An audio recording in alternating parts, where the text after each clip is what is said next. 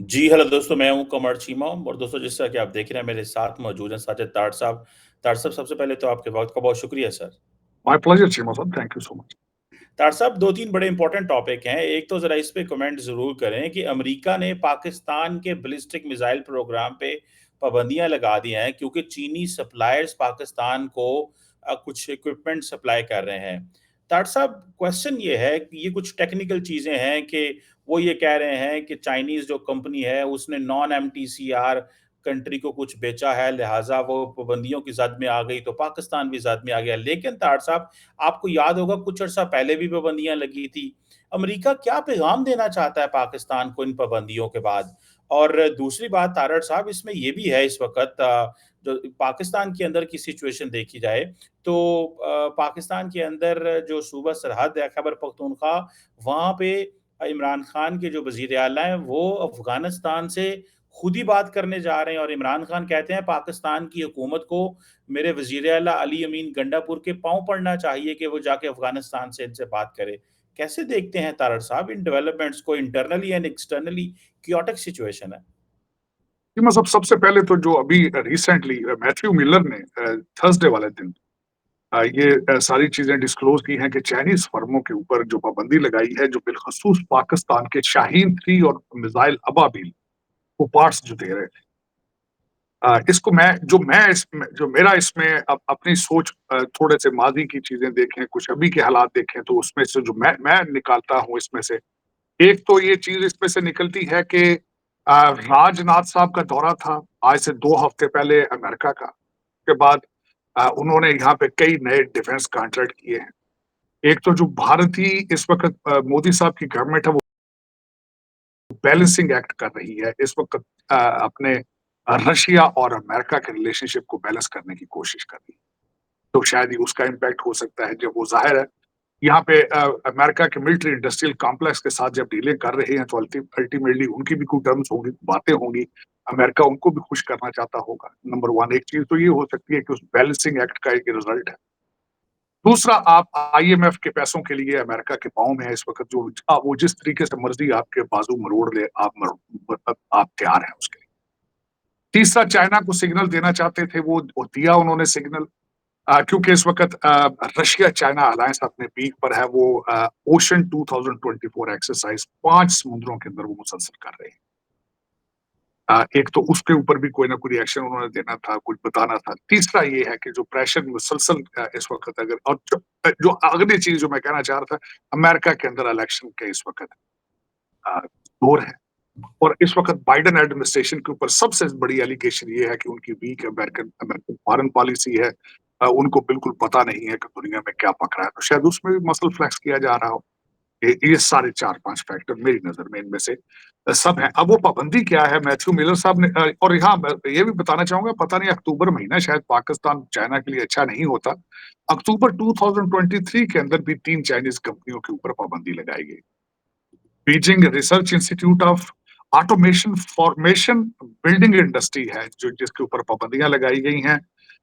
और इन पाबंदियों का असर अल्टीमेटली, जो आज इसका रिएक्शन जो चाइनीज एम्बेसी है वॉशिंगटन डीसी के अंदर, उन्होंने कहा कि यूनिलैटरल पाबंदियां, एहतजाज उन्होंने उसके खिलाफ किया। और इसके एक लीगल टर्म होती है लॉन्ग आर्म जुरिस्डिक्शन, जिसके जिसकी वजह पे पाबंदियां, क्योंकि अमेरिका की जो जुरिस्डिक्शन है वो चाइना तक जाती है, पाकिस्तान की तरफ जाती है, क्योंकि उनके साथ ट्रेड ट्रेड रिलेशनशिप है अमेरिका की, जिसको कहा जा सकता है कि लॉन्ग आर्म जुरिस्डिक्शन। उन्होंने उस पर एहतजाज अपना किया है। लेकिन इसमें और पाकिस्तानी एम्बेसी को कॉल किया गया है इस पर रिएक्शन के लिए, उन्होंने इसके ऊपर कोई अपना रिएक्शन। लेकिन इसमें अगर देखा जाए तो पाकिस्तान की फॉरेन पॉलिसी की फेल्योर है। लेकिन फेल्योर उसकी क्या होनी है, आप पैसे जहां से मांगते हैं, अल्टीमेटली टर्म्स भी उनके साथ आती हैं। वो जिस तरीके से मर्जी आपके साथ बिहेव करें, आपके पास कोई कोई चारा है ही, मौजूद ही नहीं। हाँ, भारत को खुश करने के लिए मैंने जिस तरह आपको कहा है कि राजनाथ साहब को अल्टीमेटली हो सकता है अमेरिका को खुश करना चाहता हो, अमेरिका को भारत को खुश करना चाहता हो, और ये शायद उसी का एक रिजल्ट और एक इम्पैक्ट है। अब पाकिस्तान के अंदर जिस तरह बात की जा रही है चीमा साहब, मैं समझता हूं कि पिछले 2-4 दिनों के अंदर जो सबसे ज्यादा एक पाकिस्तान के अंदर ये इमेज था कि शायद अली अमीन गंडापुर साहब का जो सॉफ्टवेयर है वो अपडेट हो चुका है।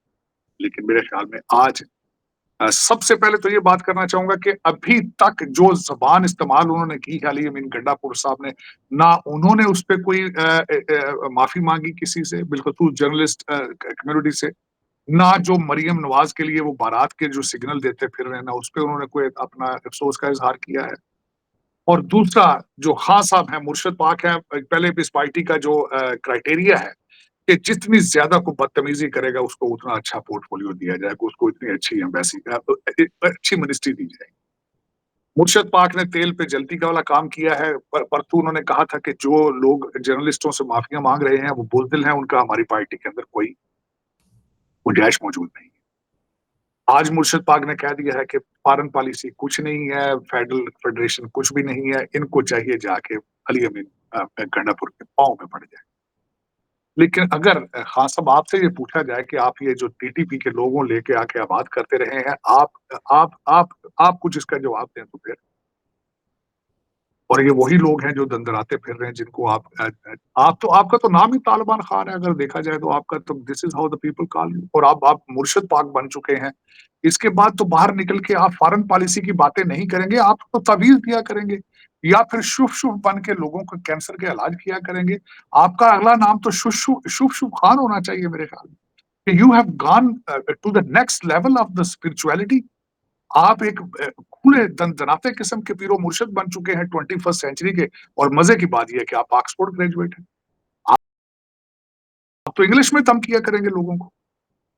अब आपका तो जो आपका काम सियासत नहीं है, रूहानियत है और कादर जो यूनिवर्सिटी बनाई है, वहाँ आपका एक बहुत बड़ा एक आस्थाना बनेगा, वहाँ पे कव्वालियाँ सारा दिन होंगी, आप सुरमा लगा के बैठा करेंगे और फूँके मारा करेंगे और तावीज़ दिया करेंगे और शुभ-शुभ का फूँके मारा करेंगे। आप आपका मुस्तकबिल आपको क्या पता है कि अफ़गानिस्तान के साथ अली अमीन गंडापुर ने बात करनी है या फॉरेन अफेयर्स हमारी जो मिनिस्ट्री है उसने बात करनी है। आप भूल चुके हैं, पता नहीं ऑक्सफोर्ड ने आपके साथ किया क्या है।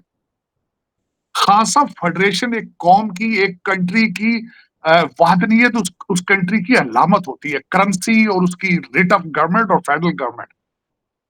आप अली अमीन गंडापुर को डायरेक्शन दे रहे हैं अफगानिस्तान की, बलूचिस्तान वाले ईरान से शुरू कर दें, पंजाब वाले इंडिया के साथ बातें शुरू कर दें, तो फिर आप पाकिस्तान किस चीज का नाम है? खैर, लेकिन आप तो चाहते हैं ये टूटे।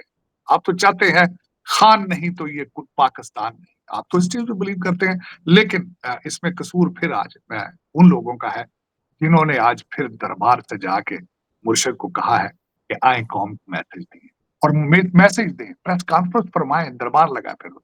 और मैं हैरान हूं कि जर्नलिस्ट भी ऐसे मेरे भाईजान हैं, क्या कोई उनको कोई ऐसा नहीं है एहसास है इस बात का कि आपकी खवातीन के बारे में जो उन्होंने बातें की हैं कि मेरा मूड विखा, मेरा नोट विखा, मेरा मूड बने। और आप हर पूरी उन्होंने इंडस्ट्री को तबाह किया अली अमीन गंडापुर ने और आपने उनके सेक्रेटरी की तो प्रेस कॉन्फ्रेंस का बाइकाट किया है। खान साहब के पास जेल में आप क्यों गए हैं वहां पे? ये समझ से बाहर। लेकिन चलें चीमा साहब, पाकिस्तान में दर हकीकत अगर देखा जाए तो कोई भी काम जो है वो सलीके से नहीं हो रहा है। ये कौन सा पहला काम है जो बगैर सलीके से हो रहा है। लेकिन इस पे जो आर्टिकल 6 है, पता नहीं वो किस चीज के लिए संभाल के इन्होंने रखा हुआ है। सिर्फ कॉन्स्टिट्यूशन के अंदर ही 2 लाइनें आर्टिकल 6 की लिख के दे दी। जब सूबे खुद अपने फेडरेशन को डिनाई करके इंटरनेशनल कम्युनिटीज के साथ डायलॉग करना शुरू कर दे तो वो किस कैटेगरी में आता है वो?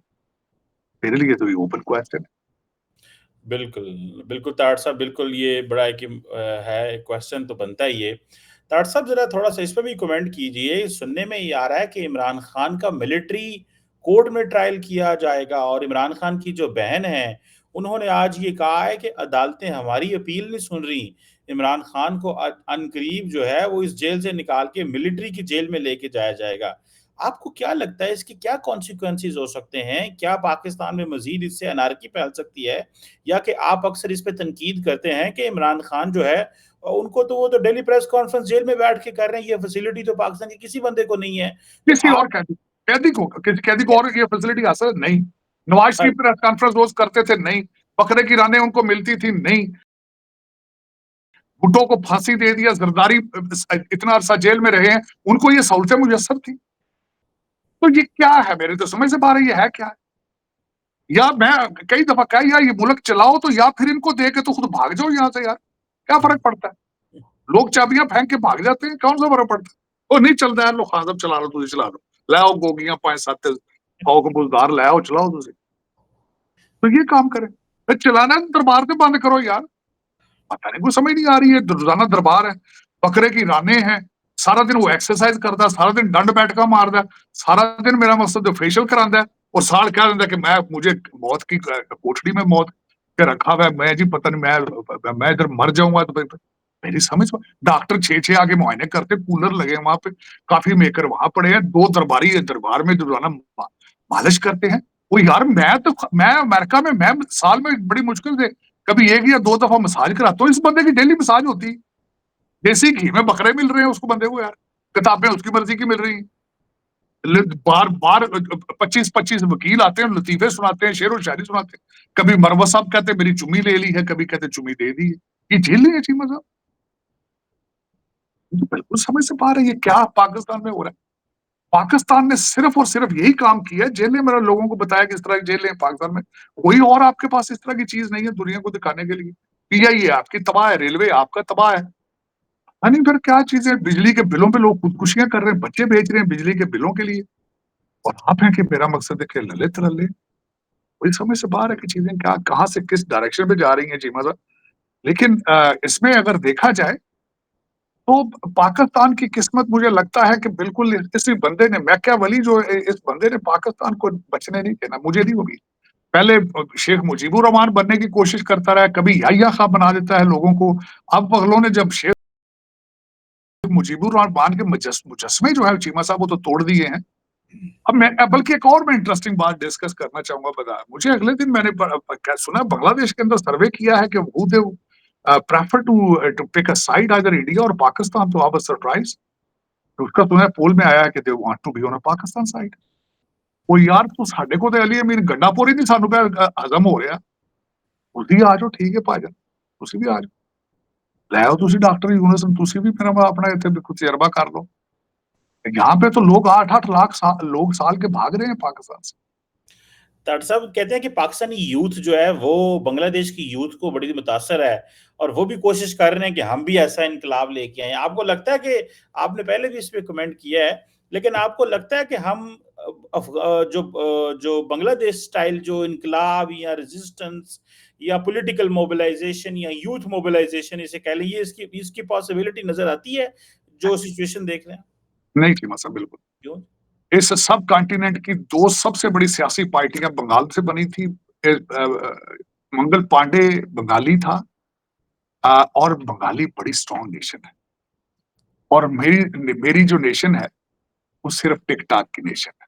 इंस्टाग्राम पे इमरान खान सरवाइव करता है, उसका कोई हल्का नहीं है।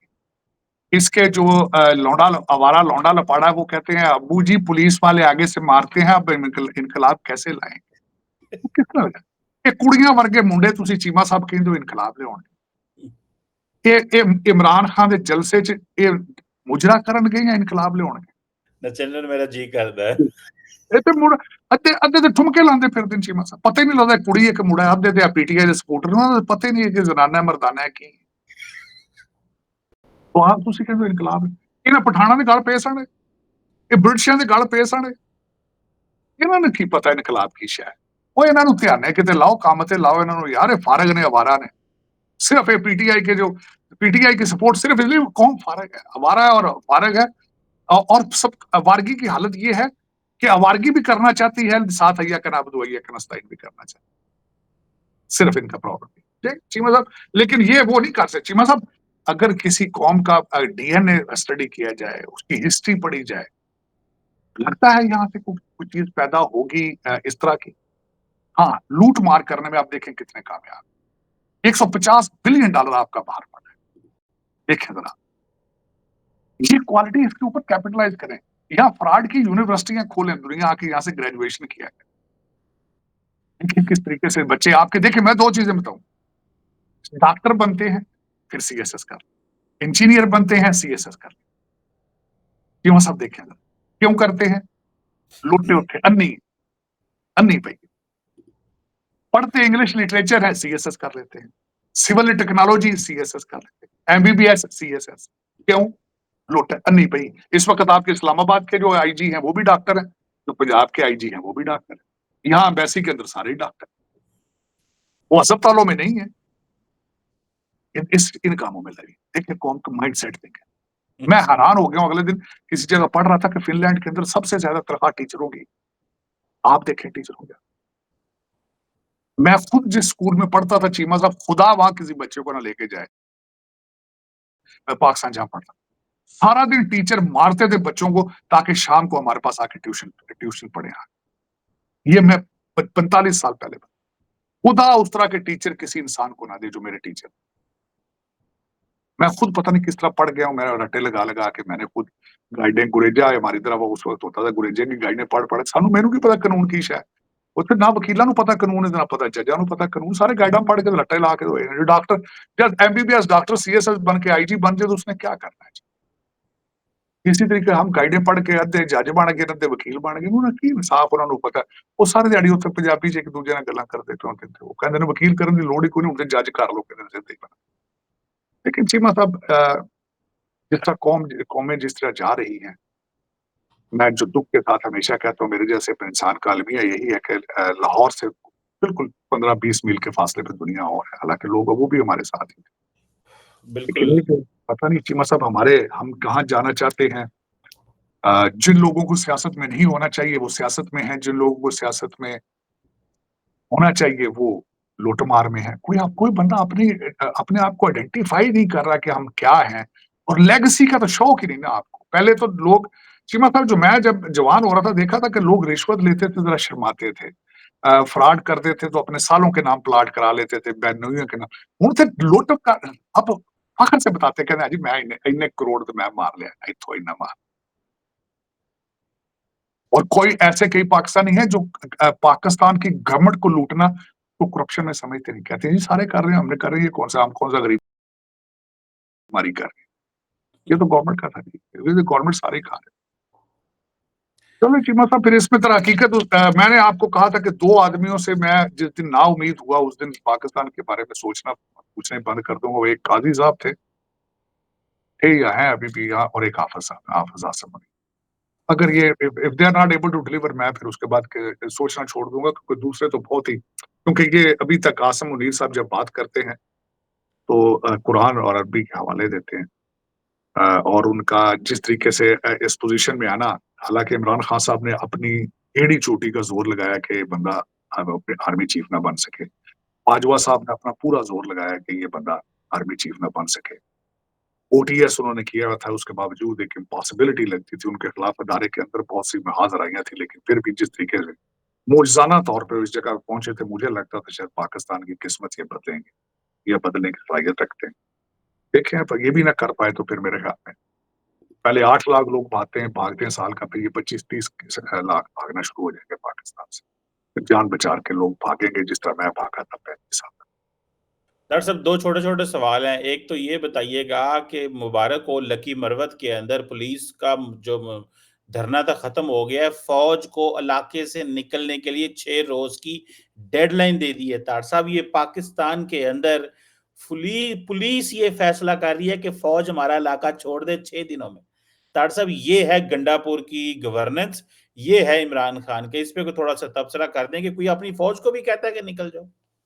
कीमत साहब इनको ये नहीं पता कि आज भी अगर कहीं सैलाब आए और जहां पे कुछ सिलसिला हो इनको बचाते फौजी जाके। कुछ लोग होंगे करप्ट फौज में भी, मैं ये नहीं कहता कि सारे के सारे ही को हाफिज है वो, कुछ लोग होंगे लेकिन ये नहीं कहा जा सकता कि पूरे का पूरा अदारा आपका करप्ट।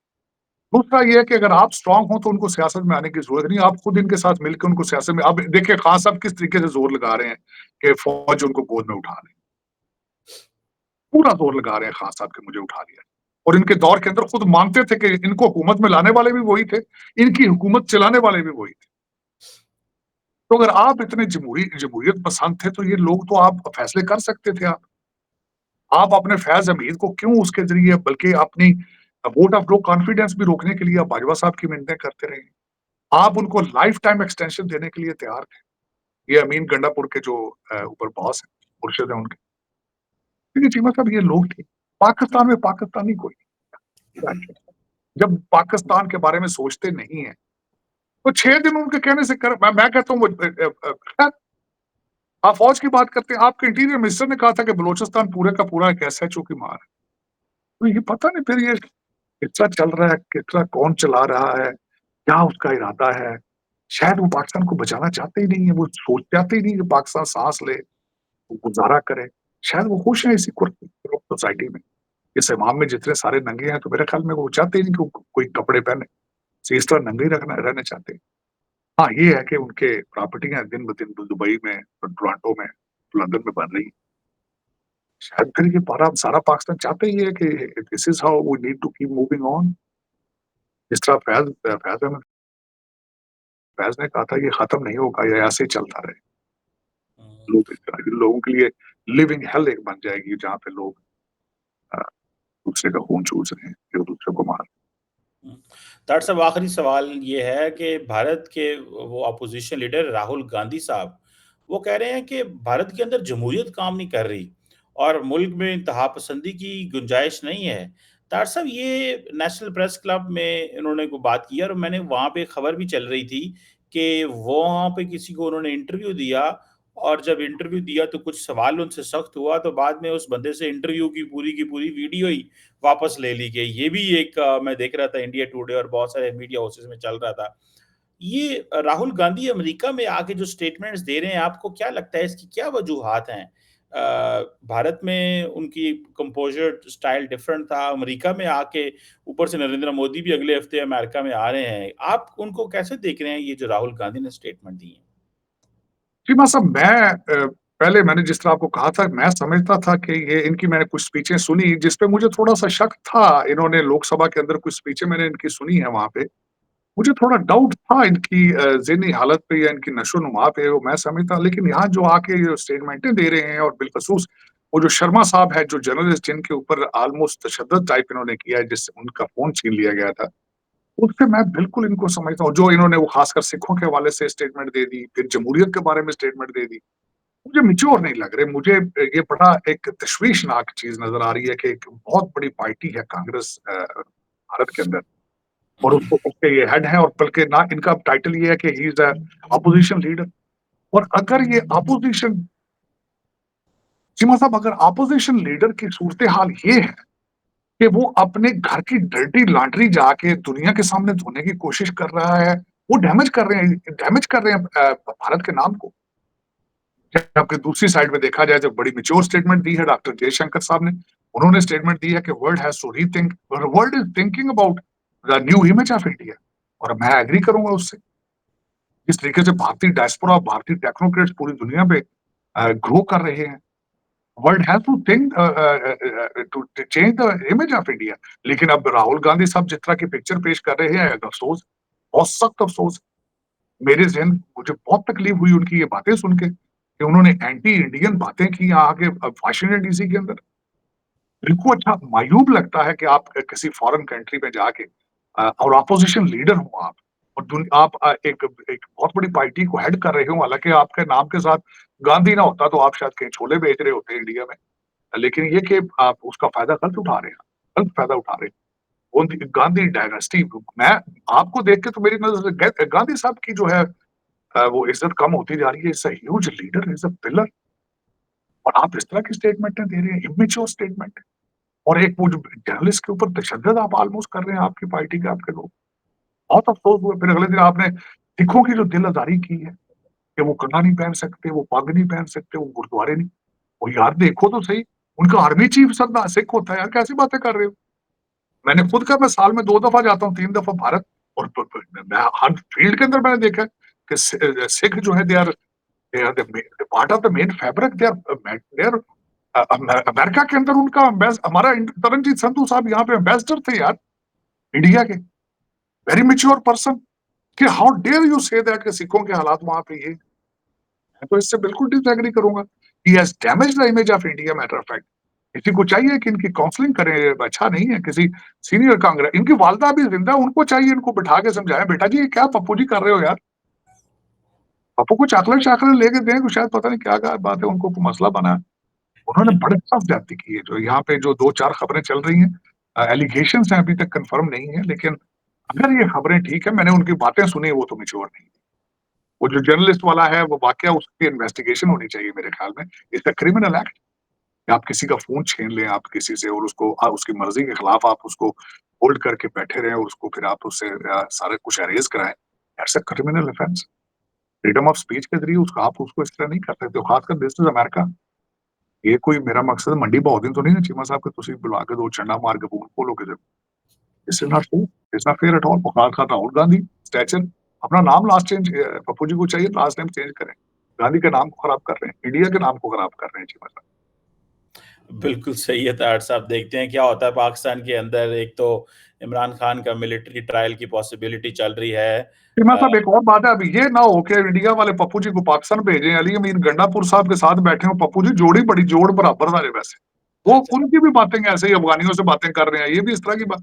पता नहीं ये पप्पू आजकल किधर से आ रहे हैं, पूरी दुनिया के ऊपर पप्पुओं का ट्रेंड चल रहा है चीमा साहब आजकल। हुकूमतें पप्पुओं के पास जा रही हैं या पॉसिबिलिटी लाइन में खड़े हुए हैं। देखते हैं क्या होता है तार साहब। पाकिस्तान के अंदर ये जो खबरें आ रही हैं कि फौज को निकलने का, पुलिस कह रही है कि निकल जाओ, मिलिट्री ट्रायल की बातें हो रही हैं, अमेरिका पाकिस्तान पे पाबंदियां लगा रहा मिसाइल प्रोग्राम के ऊपर, सिग्नलिंग की जा रही है, बड़ी अजीब किस्म की चेंजिंग वर्ड, और हम जो है वो लड़ रहे हैं और इंतजार कर रहे हैं कब आईएमएफ हमारे अकाउंट में पैसे डालेगा। और जो आप अक्सर कहते हैं कि लंदन, न्यूयॉर्क में जो हमारे ब्रिटिश एजेंट हैं, उनके बच्चों की फीसें नहीं गई, तो वो फीसें भी जो हैं वो चली जाएँगी। थैंक यू वेरी मच सत्य तार साहब। It's always pleasure talking to you साहब। बहुत-बहुत शुक्रिया।